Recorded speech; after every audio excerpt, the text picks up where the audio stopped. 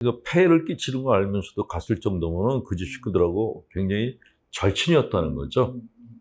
어쨌건 예수님은 그 집이 제일 편했다는 거예요.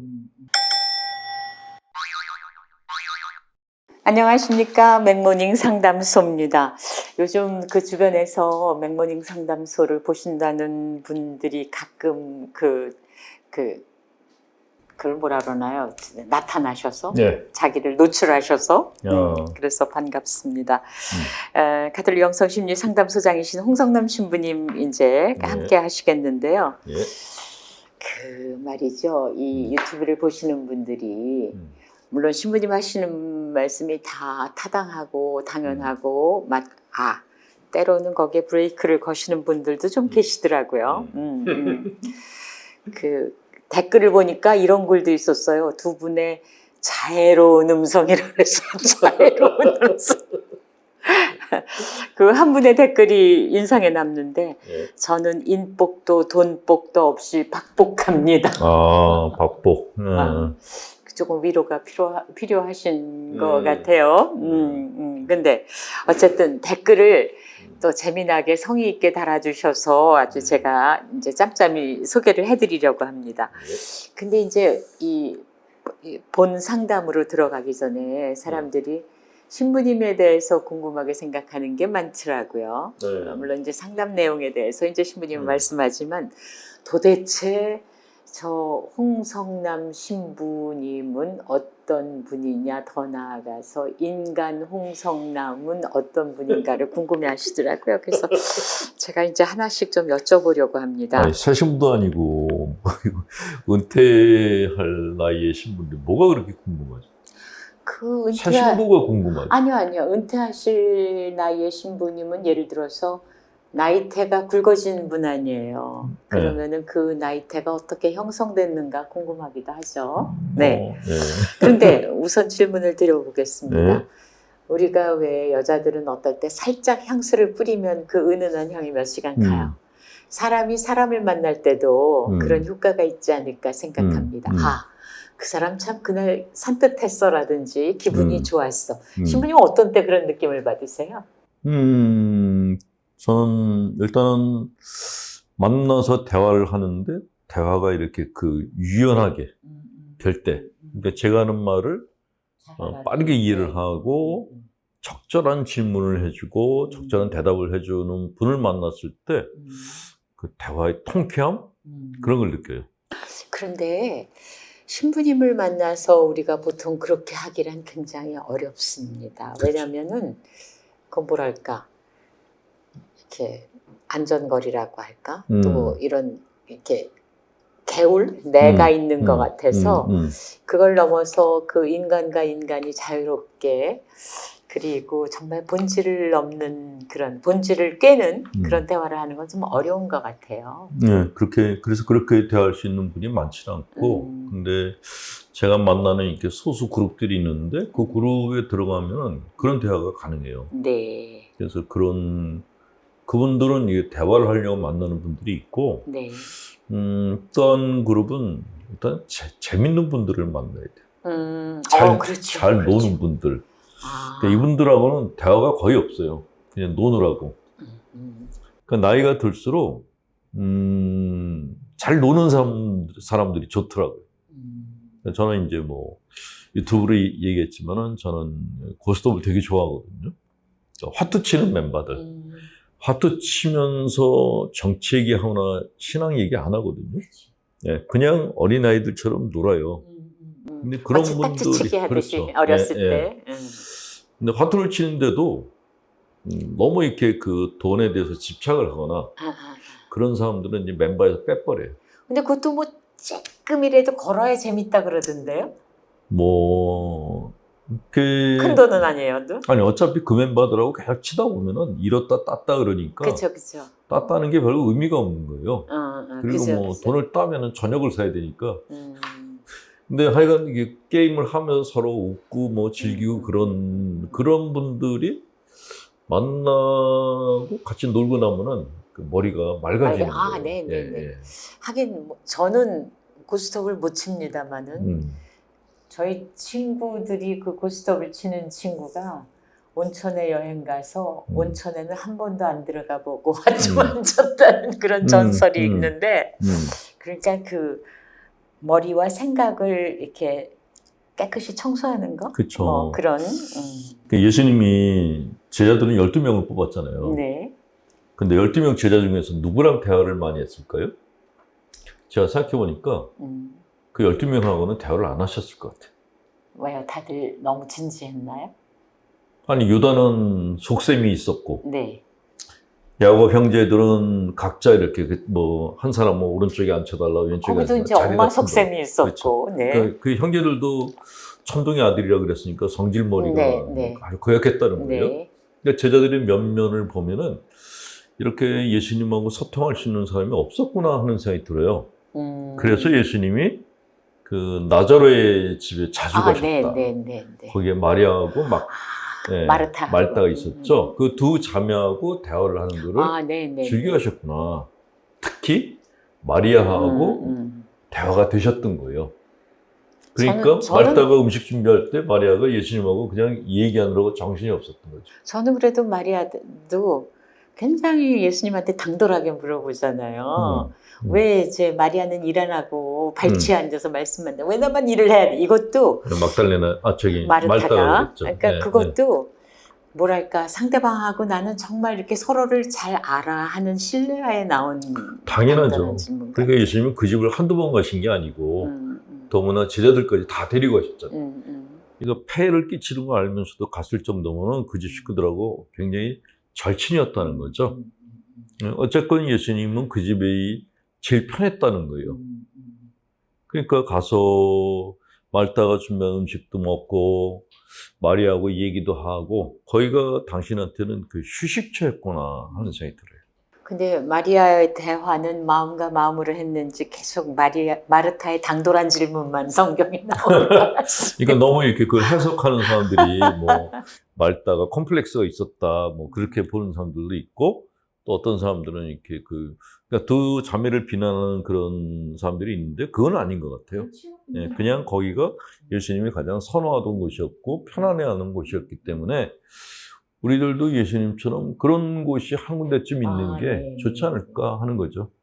쉼터죠, 쉼터. 그렇죠. 네. 그러니까 정말 그 사람이 마음으로 그 지향하는 바를 알고 또 서로 신뢰하고 그렇죠. 거기에 위트까지 있으면 더 좋겠죠. 그러니까 간혹 이제 경건한 신자분들 중에 오직 하나님만 바라봐라, 뭐 세속은 멀리하라 그러는데 그건 불가능해요. 그러니까 예수님도 산에 가서 기도도 하셨지만은 나자로의 집에 가서 인간적인 정을 느끼기도 하셨고 그게 정상이라는 거죠. 이게 밸런스가 잡혀야 되는데 무조건 다 피하고 산에서 기도만 하라 그러는 건 이거는 문제가 있다고 보는 거죠.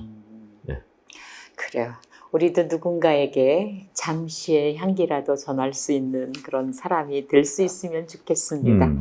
자, 오늘 상담입니다. 이 시간에 신부님의 도움 말씀을 듣고자 하는 분께서는 저희 아래 계정에 메일로 보내주시기 바랍니다. 자, 오늘 이런 내용입니다. 저는 50대에 접어든 여성입니다. 나이란 게 40 넘고 보니 좋을 일이 하나도 없더군요. 감사하게도 유엔이 정했다나 곱하기 0.7을 하면 실제 나이라고 0.7. 뭐 그런 얘기 들었습니다. 그러면 제 나이가 30대 중반이 되는 건가요? 사실 농담으로 그런 얘기를 하지만 사실 위로가 되는 것도 사실입니다. 젊어서 제가 몸이 아주 약해 딸 하나를 낳고 단산했습니다. 세 식구 재미나게 살았습니다. 아이도 순둥순둥하고 특별히 튀어나지는 않았지만 그런대로 잘 자라서 학교 졸업하고 중소기업에 취직하여 직장 생활도 잘 하고 있는 것 같습니다. 집과 회사가 아주 먼 거리가 아닌데 올 봄에 원룸을 얻어서 독립하겠다는 얘기가 나왔습니다. 저는 솔직히 드라마에서나 봤지 지방근무도 아닌데 독립하겠다는 게 잘 이해가 안 됩니다. 월세와 관리비 하면 1년에 700만 원 내지 1000만 원이 날아간다는 것도 솔직히 아깝습니다. 반대하자니 이제까지 의상하지 않고 잘 지냈는데 엇갈까 봐 걱정도 됩니다. 남편은 저와 딸의 결정에 따른다고 하지만 섭섭하겠죠. 또 여자아이라 걱정도 되고요. 신부님이 부모라면 어떻게 하시겠습니까?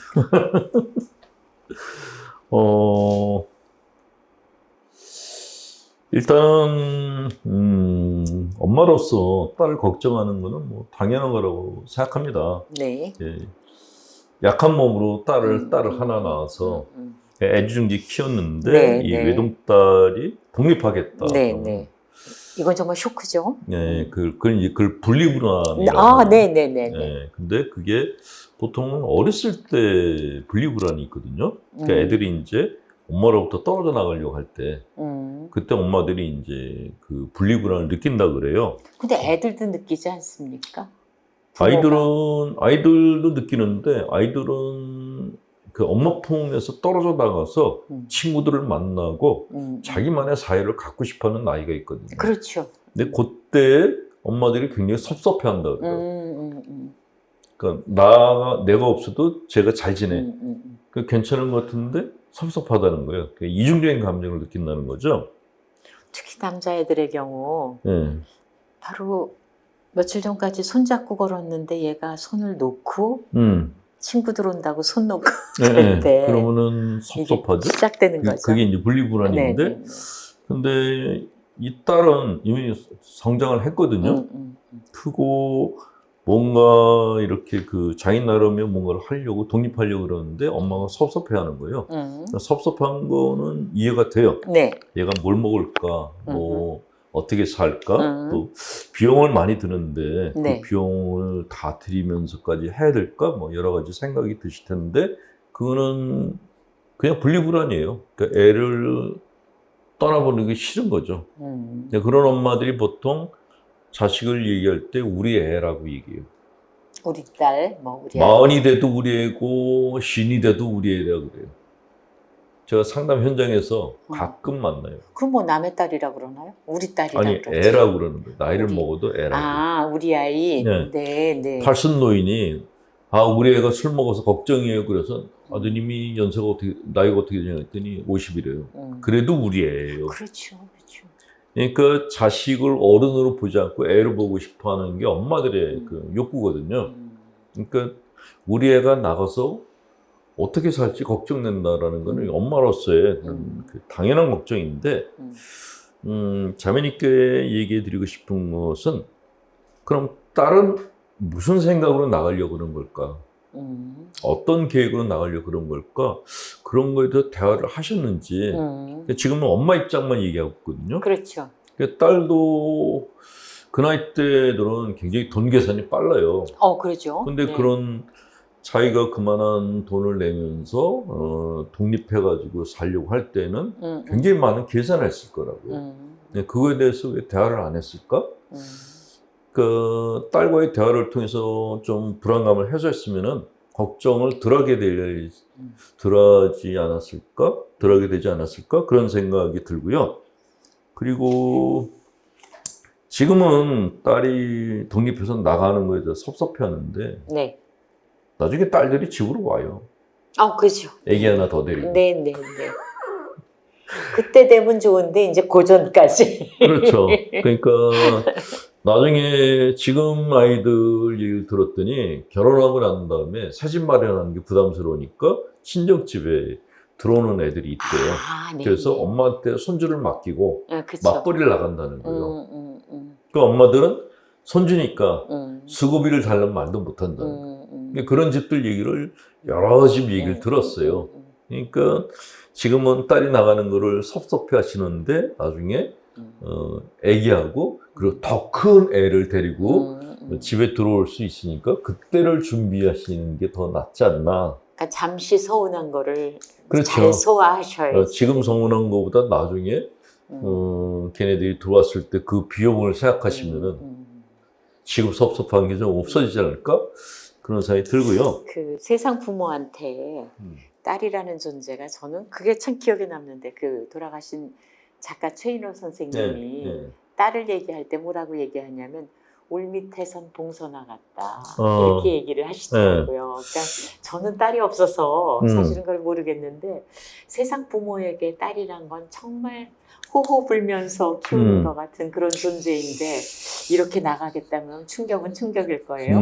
근데 제가 자매님께 말씀드리는 거는 그 시집간 딸들이 효도를 더해요. 저는 뭐 와이프도 없고 애들도 없으니까 여행을 갈 때면 이제 저희 어머니하고 이제 둘이서 여행을 네, 갔거든요. 근데 둘이 여행을 다니면은 딸들이 자기 부모를 모시고 온 팀을 참 많이 봤어요. 네, 근데 맞아요. 아들이 며느리하고 자기 부모 모시고 온 팀을 한 팀도 못 봤어요. 봐도 쎄합니다. 그러니까 딸이 자기 남편하고 친정 부모님을 모시고 여행을 오는 거는 많이 봤어요. 네, 네. 그러니까 한 번은 일본에 여행을 갔는데 이제 사위가 이제 따라온 거예요. 장인 부모를 장인 장모하고 같이. 근데 제가 이제 어머니하고 다니니까 부러워하더라고요. 모르겠어요. 자기도 이제 자기 부모님 모시고 여행을 다니고 싶었는지 제가 저희 어머니하고 있는데 옆에 와가지고 자꾸 말을 거는 거예요. 근데 와이프가 싫어하더라고요.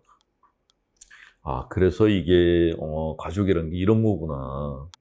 근데 어쨌건 예전에는 남자들이 이렇게 어떻게 힘이 있었잖아요. 근데 지금은 아닌 것 같아요. 다 딸들이 힘을 갖고 있고, 네, 네, 네. 딸들이 이렇게 여행 계획도 다 짜고, 그리고 시부모님 빼고 친정엄마하고 다니는구나 하는 그런 경우를 너무 많이 봤어요. 그러니까 요새 아드님이 신부님인데를 부러워하잖아요. 그럼요. 아들이 신부가 되면은 여행 갈 때 어머니하고 다니거든요. 자기 부모님하고. 그러네요. 예. 며느리 없는 세상이 천당이라고요. 근데 어쨌건 자매님은 네, 네, 네. 앞으로 나를 여행시켜줄 딸을 하나 이렇게 두고 계신 거예요. 그러니까 지금 잠시 떠나는 거에 대해서 섭섭한 마음이 드실지 모르지만 길게 보면은 지금의 섭섭함은 별거 아니다. 그런 말씀을 드리고 싶어요. 그리고 딸이라서 좀 걱정된다. 뭐 그거는 당연하시죠. 그런데 요즘 또 따님들이 정말 똑똑합니다. 그래서 아마 어머님이 염려하시는 부분까지도 굉장히 잘 대책을 세우고 있을 거예요. 그렇죠. 이게 가출을 하면 문제인데 독립을 하겠다는 거죠. 집에서 나가는 건 똑같지만은 의미는 전혀 다르거든요. 독립하겠다는 거는 계획을 세웠다는 거예요. 가출은 무작정 나가는 거지만. 네, 그래서 따님을 한번 믿어보시는 것도 괜찮지 않을까 하는 말씀을 드립니다. 글쎄요, 자매님께서는 절대로 내보내면 안 된다는 대답을 기대하셨어요. 근데 딸을 못 나가게 하면 어떻게 될까요? 그냥 의만 상하겠죠. 딸하고 계속 부딪힐 거란 말이죠. 내가 가정이라는 울타리 안에 내 새끼를 키우는 거는 그냥 어느 기간이 있어요. 독립을 시키려면은 우리 밖으로 내보내야 돼요. 네, 이론은 그런데 마음으로 참 받아들이기 어려우시겠습니다. 그렇죠. 이게 바로 부모로서 한 단계를 뛰어넘어야 할 네. 그 단계이신 것 같습니다. 그래도 딸 없는 저는 부럽습니다. 네. 딸은 어차피 평생 친구예요. 엄마하고. 그렇죠. 네. 이렇게 우리 주변에 또 우리 삶에 조금 섭섭하고 조금 마음이 힘들고 조금 뭐랄까 생각해 봐야 할 일이 있으실 때는 저희에게 사연 주시기 바랍니다. 지금까지 가톨릭 영성심리상담소장이신 홍성남 신부님과 함께 했습니다. 다음에 뵙겠습니다. 수고하셨습니다. 네. 예.